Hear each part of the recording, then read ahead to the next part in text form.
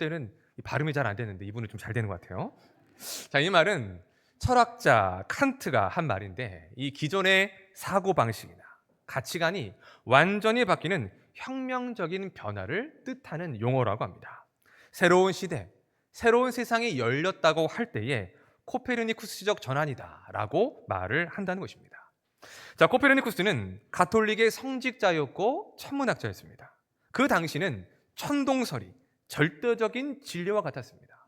천동설이란 온 태양계의 중심이 지구이고, 그 지구를 중심으로 태양과 다른 행성들이 돌고 있다는 것입니다. 하지만 코페르니쿠스가 1543년 연구를 통해 지동설을 주장했습니다. 지구가 중심이 아니라 태양이 중심이고, 지구도 다른 행성과 함께 태양의 주변을 돌고 있다는 것입니다. 당시 그의 주장은 가히 파격적이었습니다. 수많은 반대와 저항에 부딪힐 수밖에 없었습니다. 하지만 그의 죽음 이후에 수많은 연구를 통해 천동설이 아니라 지동설이 옳다는 것이 증명이 되었고, 그로 인해 수많은 분야의 지각 변동이 일어나게 되었습니다. 그야말로 이전과는 다른 새로운 세상과 새로운 시대가 열리게 된 것입니다. 그러한 차원에서 새로운 변화, 혁명을 말할 때 코페르니쿠스적 전환이다라고 말을 한 것입니다. 자, 새로운 시대를 열어가는 일에는 언제나 주축이 되는 사람이 있었습니다. 그 한 사람을 통해 막혔던 길이 열리기도 하고, 또한 그 한 사람을 통해 없던 길이 새롭게 열리기도 한다는 것입니다. 신대륙을 발견하며 새로운 항로를 개척했던 콜럼버스, 종교개혁을 시작했던 마르틴 루터, 흑인 노예 해방을 선언했던 아브라함 링컨, 또 백성을 위해 한글을 창제했던 세종대왕 등이 새로운 시대를 열었던 사람들이라고 말할 수 있는 것입니다. 그들을 통해 새로운 세상이 열리게 되었고, 또한 오늘 우리에게까지 그 영향이 끼쳐지고 있는 것입니다. 자, 오늘 우리가 읽은 사도행전 10장은 교회의 선교 역사에서 새로운 시대가 열렸다고 할 만큼의 중요한 사건을 기록하고 있습니다. 그것은 바로 이방인이었던 고넬료가 복음을 듣고 예수님을 믿게 되는 이방인 최초의 구원의 사건인 것입니다. 오늘의 말씀을 통해 이방인 최초의 성도였던 고넬료가 누구인지, 또 그가 어떻게 구원을 받았는가를 살펴보면서 하나님께서 우리의 구원을 위해 어떻게 역사하셨는가를, 그 시간을 통해 은혜를 나누는 그러한 시간이 되었으면 좋겠습니다. 자, 먼저 우리는 고넬료가 어떠한 사람인지를 살펴볼 필요가 있습니다. 고넬료는 어떠한 사람이었을까요? 우리 1절 말씀을 보겠습니다. 시작. 가이사랴의 백부장이라. 아멘. 자, 1절에서 우리는 고넬료에 대한 중요한 정보를 얻을 수 있습니다. 그는 이달리아 부대의 백부장이었고 요빠에서 멀지 않은 가이사랴에 머물고 있었다는 것입니다. 당시 로마는 수많은 나라들을 정복하며 큰 제국을 이루어가고 있었습니다. 각 나라의 자치권을 인정하면서도 또한 로마의 총독부를 통해 각 나라를 통치하는 정치적인 수단을 사용했습니다. 그러다 보니 반드시 로마의 군대들이 그 나라와 지역으로 파병되어만 했습니다. 자, 그런데 통치하는 지역이 점점 넓어지고 또한 지배하는 나라들이 커져가면서 로마 사람들로 구성된 군대를 다 파병할 수가 없어질 상황이 되는 것입니다. 그래서 어떠한 방법을 사용했느냐? 외국인 용병들을 로마의 군대로 받아들이기 시작한 것입니다. 그래서 당시의 로마의 군대는 두 부류가 있었습니다. 로마 시민들로 구성이 된 정예 부대가 있고, 또한 외국인 용병들로 구성이 된 부대가 있었던 것입니다. 1절에서 고넬료가 어떠한 군대라고 말하고 있습니까? 이달리아 부대의 백부장이라고 말하고 있습니다. 이달리아 부대란 로마의 시민들로 구성된 그야말로 로마의 정예 부대라고 말할 수 있는 것입니다. 곧 고넬료도 그의 부하들 모두가 그 당시 영광스러운 로마의 시민이었고 동시에 로마의 정예 부대였다라는 것을 보여주고 있는 것입니다. 자, 그런데 2절은 그러한 고넬료에 대해서 놀라운 사실을 말씀하고 있습니다. 자, 우리 2절을 보겠습니다. 시작. 그가 경건하여 하나님을 경외하며 백성을 많이 구제하고 항상 기도하더니. 아멘. 고넬료가 경건했다고 말씀합니다. 또 하나님을 경외했다라고 말씀합니다. 여러분, 경건과 경외가 무엇입니까? 주가 되시는 하나님을 믿고 섬기는 이들의 마땅한 마음과 태도라는 것입니다. 자, 그런데 그는 유대인이 아닌 이방인이었다는 것이죠. 또 로마의 황제 가이사를 주라고 고백하며 그 가이사에게 충성을 해야 됐던 정예 부대의 백부장이었습니다. 그러한 그가 하나님을 경외했다라는 것, 주로 믿고 있었다라는 것은 실로 놀라운 일이 아닐 수 없는 것입니다. 더 나아가 그는 백성을 구제하고 항상 기도했다라고 말씀하고 있습니다. 이것이 무엇을 보여주는 것일까요? 그가 가진 하나님을 향한 경외, 하나님을 믿고 섬기는 일들이 진심이었다라는 것을 보여주는 것입니다. 명목상, 예의상, 문화적인 차원에서 유대교나 하나님께 관심이 있는 그러한 차원을 넘어 전심과 진심으로 하나님의 뜻대로 살고자 하는 그러한 삶을 살았던 이가 바로 고넬료라는 것을 보여주고 있는 것입니다. 고넬료가 언제 어떻게 하나님을 알게 되었는지는 알 수 없습니다. 하지만 분명한 것은 그가 이방인이었지만 당시에 외식만 일삼았던 유대인들과는 다르게 그들보다 더 경건하고 경외하는 삶을 살았다는 것입니다. 그것이 고넬료에 대한 성경의 진술입니다.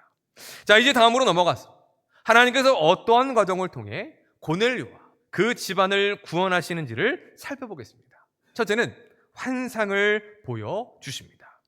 자, 우리 3절 말씀을 보겠습니다. 3절 시작. 하루는 하나님의 사자가 들어와 이르되 고넬료야 하니. 아멘. 늘 기도하던 고넬료가 어느 날 제9시의 기도 시간에 기도하고 있었습니다. 그때 하나님께서 환상을 보여주시는데 누가 등장을 하죠? 하나님의 사자, 천사가 등장을 합니다. 그리고는 욥바에 있는 베드로를 청하라고 명하십니다. 왜 그래야 되는지, 베드로가 어떤 사람인지 고넬료도 궁금했을 것이지만 그는 질문하기보다는 즉시로 순종하여 하인들과 경건한 부하 한 사람을 욥바에 보냅니다. 그리고 또 하나님은 베드로에게도 환상을 보여주십니다. 베드로 역시 기도하는 중이었는데 하늘이 열리며 한 그릇이 내려옵니다. 그 그릇에는 부정한 동물들이 가득 차 있었는데 하늘에서 음성이 들려 잡아 먹으라고 명하십니다. 베드로는 그럴 수 없다며 거절을 할 때 이런 음성이 들립니다. 15절 말씀 보겠습니다. 시작. 또 두 번째, 하나님께서 깨끗하게 하신 것을 내가 속되다 하지 말라 하더라. 아멘.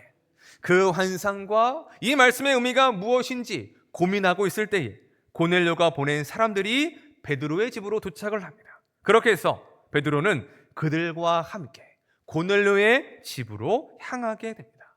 베드로의 환상 역시 1차적으로는 누구를 위한 것이었느냐? 고넬료를 위한 환상이었음을 우리는 알 수 있는 것입니다. 자, 두 번째는 베드로를 통해 복음을 듣게 하십니다. 우여곡절 끝에 베드로가 고넬료의 집에 도착을 합니다. 하지만 베드로는 불편한 기색을 노골적으로 드러냅니다. 왜냐? 이방인에 대한 편견이 있었기 때문이라는 것이죠. 그러나 고넬료의 대화를 하면서 하나님이 그에게 행하신 일들, 환상을 보여주신 그 모든 일들을 듣고 그 편견이 깨어지게 됩니다. 하나님은 외모를 보지 않으시는 분이시고 유대인뿐만 아니라 이방인들도 구원하시기를 원하신다는 그 하나님의 뜻을 비로소 베드로가 깨닫게 된 것입니다. 그때로부터 베드로는 복음을 전하기 시작합니다. 34절부터 43절까지의 내용, 베드로가 전하는 그 복음의 내용들을 기록하고 있는데, 예수님께서 하나님의 아들이심과 십자가에서 죽으시고 부활하셨음을 증거한 것입니다. 자, 우리 43절 말씀을 보겠습니다. 43절 시작. 그에 대하여 증언하되 그를 믿는 사람들이 죄사함을 받는다 하였느니라. 아멘. 베드로는 예수님께서 구약의 선지자가 증언했던 바로 그 메시아이고 그리스도라는 것을 선포합니다.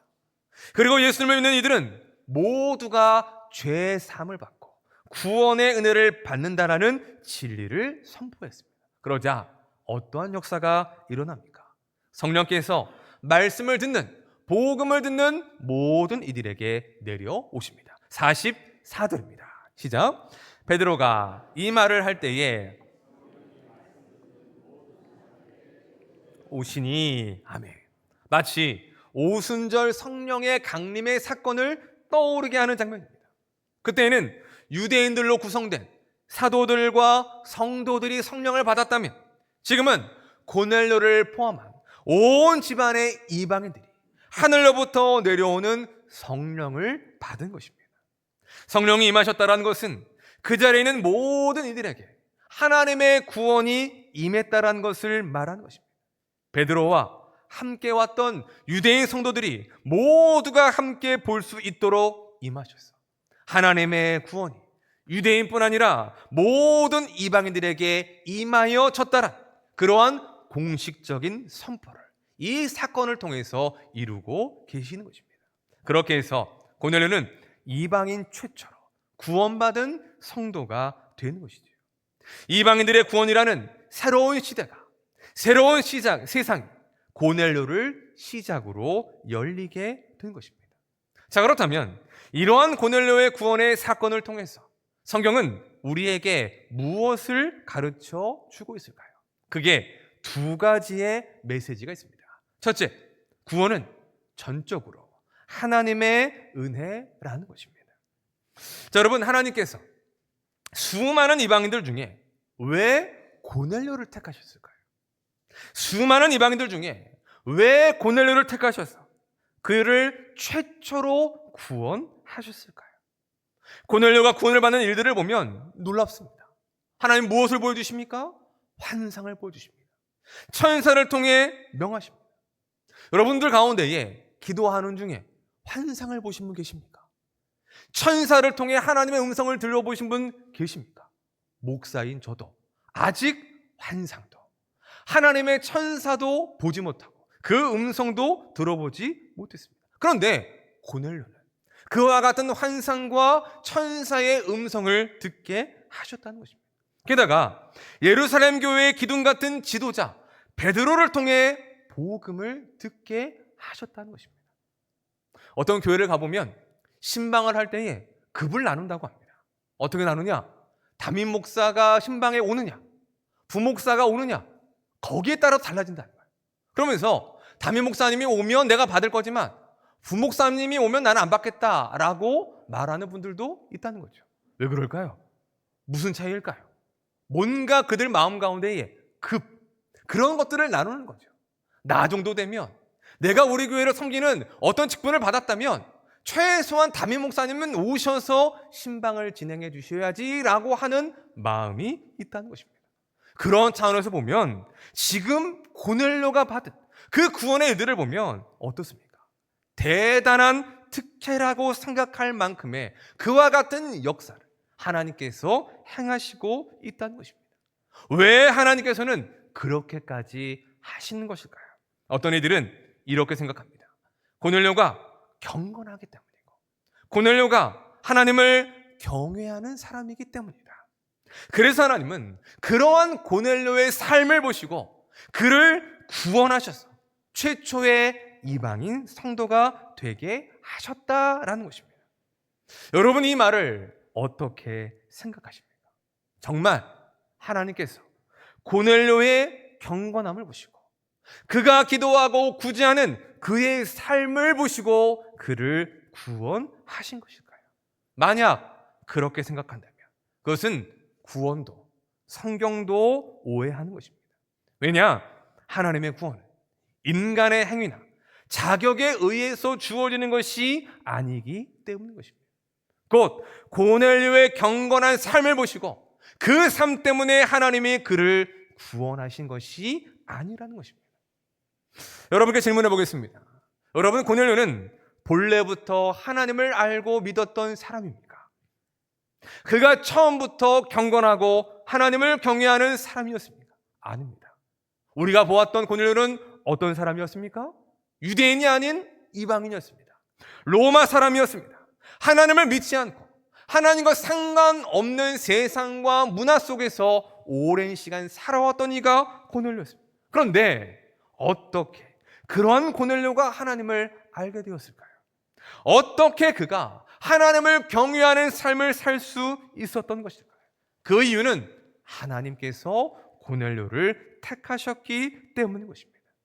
하나님을 알게 하시고 경건한 삶을 살아가던 하나님을 경외하는 삶을 살아갈 수 있도록 고넬료에게 믿음을 주셨기 때문이라는 것입니다. 곧 하나님이 행하신 은혜의 역사라는 것입니다. 성경에 말하는 고넬료의 경건한 삶은 그가 구원받을 만한 자격이 있는 이방인이다, 이것을 보여주는 것이 아니라는 것입니다. 하나님께서 이방인이었던 고넬료를 택하셨고 그에게 믿음을 주셨으며 그 믿음을 주신 결과가 경건한 삶, 하나님을 경외하는 삶으로 나타났다라는 것을 보여주고 있다는 것입니다. 한 걸음 더 나아가 하나님은 예수님과 복음을 알지 못하는 그 고넬료에게 베드로를 통해 복음을 듣게 하시며 그 일을 통하여 성령이 임하셨고 고넬료를 구원하시고자 하는 하나님의 구원의 계획이 완성되고 이루어진 것입니다. 한마디로 고넬료의 구원은 고넬료가 믿고 고넬료가 만들어낸 것이 아니라 처음부터 끝까지 하나님의 은혜이고 하나님의 역사라는 것을 우리에게 가르쳐 주고 있는 것입니다. 우리 에베소서 2장 8절과 9절을 한번 보겠습니다. 시작. 너희는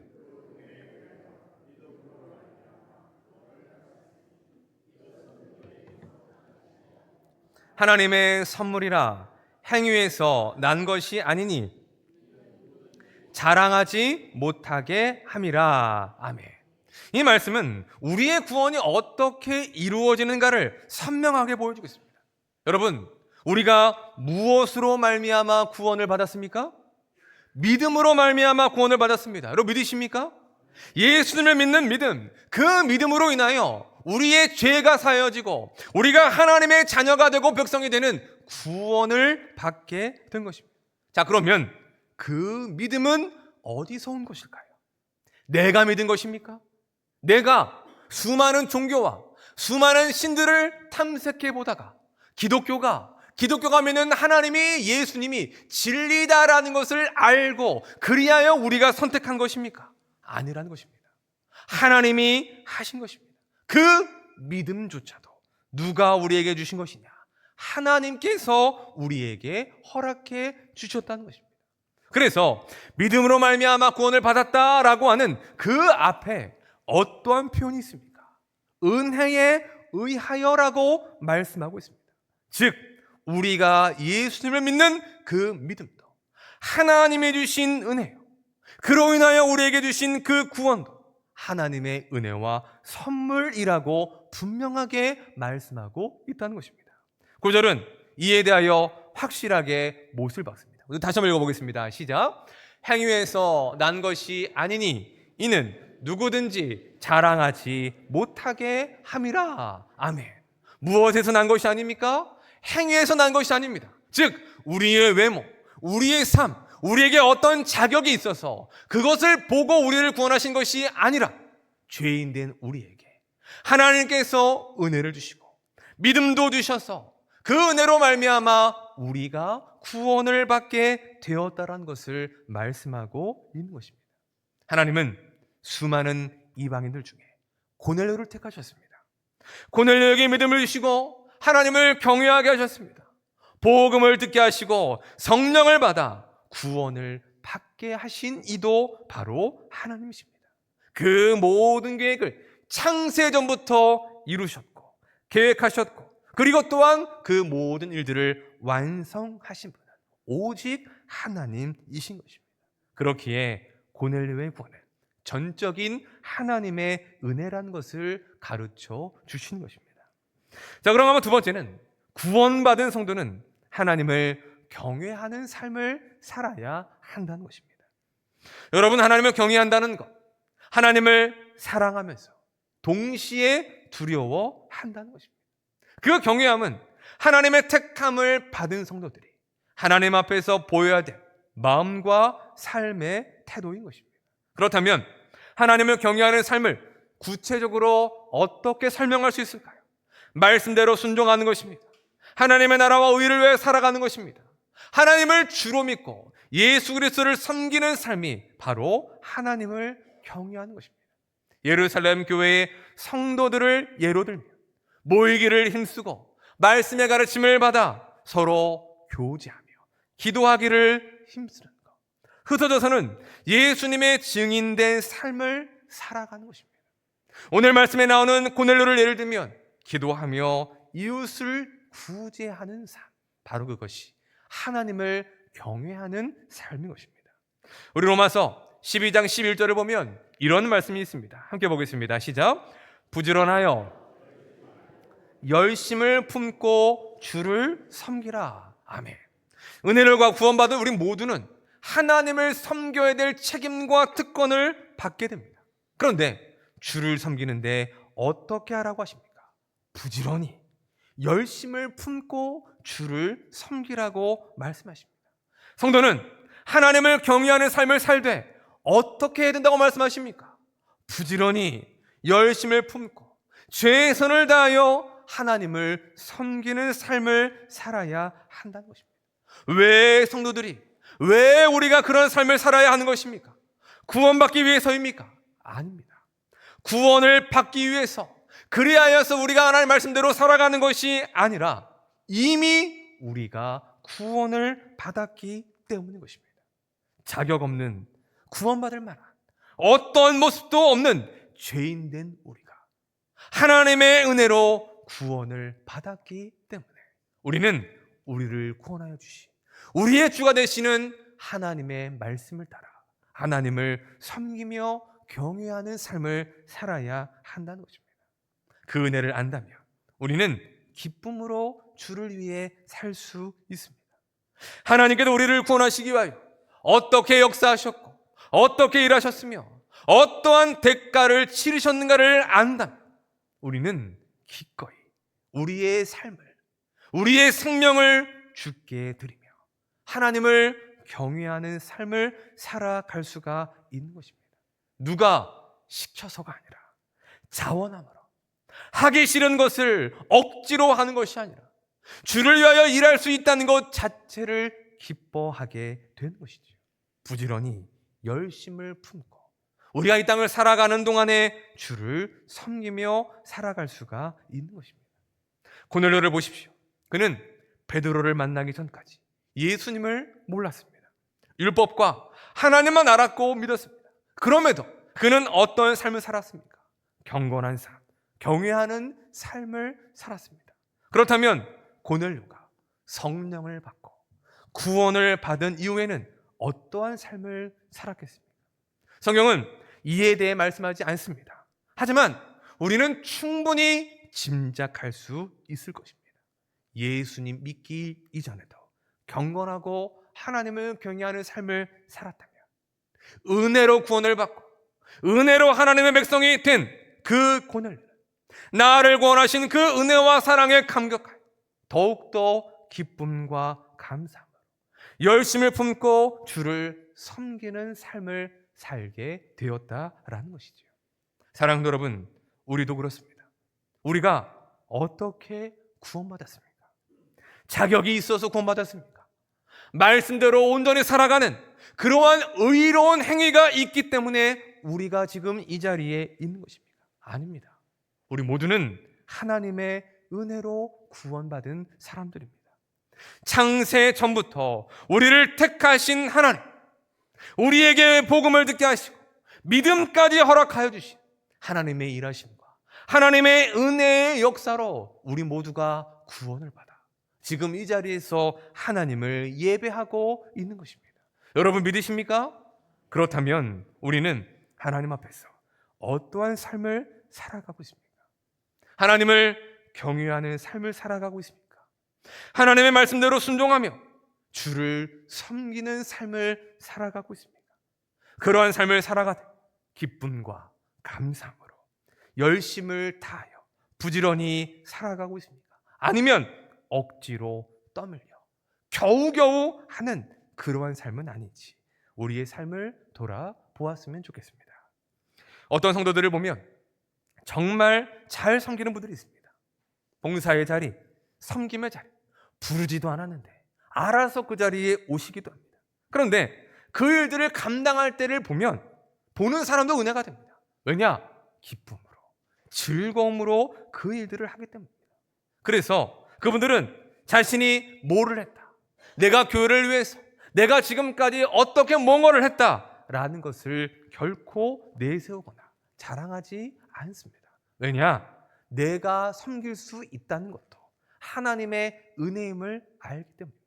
그래서 나를 내세우기보다 철저히 하나님께 영광을 돌린다는 것이죠. 하지만 어떤 분들을 보면 자련이 있습니다. 그런데 그 얼굴을 보면 기쁨도 즐거움도 없습니다. 마치 엄마나 아빠한테 혼나서 억지로 끌려와서 있는 아이 마냥, 입이 이만큼 나온 아이 마냥 불평하며 그렇게 티를 내고 있다는 거죠. 또 그런 분들은 나중에 이렇게 하십니다. 이것도 내가 했다, 저것도 내가 했다. 하기 싫어 억지로 나와서 별로 한 것도 없는데 다 어느 순간에 내가 한 것인 양 자랑하기도 한다는 것이죠. 왜 똑같은 성도인데 이렇게 다를까요? 그 이유는 우리의 구원, 우리가 받은 모든 것이 하나님의 은혜임을 아느냐에 따라 달라지게 되는 것입니다. 나 같은 죄인을 구원해 주신 그 은혜를 아는 사람, 어찌 기쁨과 즐거움으로 하나님을 섬기지 않을 수 있겠습니까? 갚을 수 없는 은혜를 받은 자가 무엇을 했다라고 자랑할 수가 있을까요? 구원받은 것도 은혜요, 섬길 수 있는 것도 은혜요, 모든 것이 하나님의 은혜라고 고백할 수가 있는 것입니다. 사랑도 여러분, 우리 모두는 구원받았습니다. 그 구원은 내가 만들고 내가 믿고 내가 얻어낸 것이 아니라 전적인 하나님의 은혜임을 믿는 성도들이 되시기를 주님의 이름으로 축원합니다. 그래서 그 은혜에 대한 감사함과 기쁨으로 하나님을 경외하며 섬기되 부지런히 열심으로 주를 섬기는 삶이 되시기를 주님의 이름으로 축원합니다. 말씀을 정리하겠습니다. 송경민 목사님의 찬양, 나는 주를 섬기는 것에 후회가 없습니다 라는 찬양이 있습니다. 우리가 말씀 위에 함께 찬양할 터인데 이런 가사가 있습니다. 우리 함께 읽어볼까요? 시작. 나는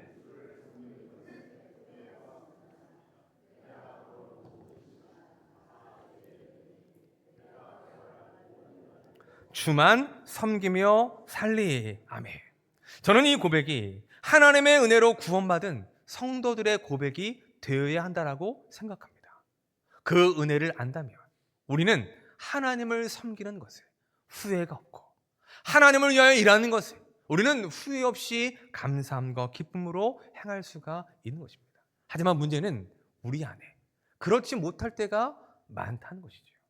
억지로 하기 싫고 때로는 교회에서 예배를 드리는 그것조차도 어려울 때가 있다는 것입니다. 어떤 목사님이 설교하는 중에 어떠한 어머니와 아들에 대한 이야기를 하셨습니다. 아들이 아침을 먹으면서 어머니와 대화를 합니다. 어머니, 오늘은 교회가 너무 가기 싫어요. 안 가면 안 될까요? 하루 좀 쉬면 어떨까요?